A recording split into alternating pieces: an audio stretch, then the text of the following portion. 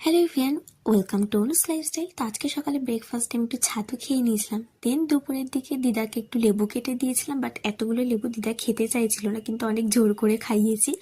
আর দিদা কিন্তু আমাদের জন্য এখানে গুড়ের নাড়ুও বানিয়ে এনেছিল, বেশ ভালো হয়েছিল খেতে। তারপর তো দুপুরের দিকে লাঞ্চ করতে বসে পড়েছিলাম। আর আজকে কিন্তু লাঞ্চে আমরা সবাই মিলে একসাথেই বসেছি। দিদার আবদার ছিল যে সবাই একসাথে বসে খাবো, বাট চেয়ারে বসেই খেয়েছিলাম। দিদার যেহেতু একটু বয়স হয়েছে, তো নিচে বসে ওরকম খেতে পারে না, তো মা বাবা নিচে বসে খেয়েছিল। তো আমরা বেশ গল্প করতে করতে অনেক বছর পর সবাই মিলে একসাথে খেতে বসলাম। যাই হোক, খাওয়া দাওয়া কমপ্লিট করে এখানে একটু পেয়ারা মাখা করে নিয়েছিলাম। তো আমি, বোন আর মামা খেয়েছিলাম। আর বিকেলে তো ঘুম থেকে উঠে চলে গিয়েছিলাম পড়াতে। পড়িয়া আসার পথেই তো ভীষণ জোরে বৃষ্টি নেমে গিয়েছিল, আর আমি হালকা ভিজেও গিয়েছিলাম, বাড়ির কাছাকাছিই চলে এসেছিলাম।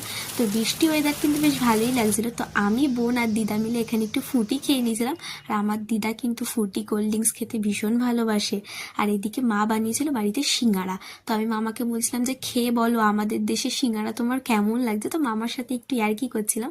আর এদিকে দিদাকেও খেতে দিয়েছিলাম, কিন্তু একটু গরম ছিল বলে দিদা তাড়াতাড়ি খেতে পাচ্ছিল না। তো যাই হোক, রাতে তারপরে তো ডিনার সবাই মিলে একসাথেই করতে বসেছিলাম।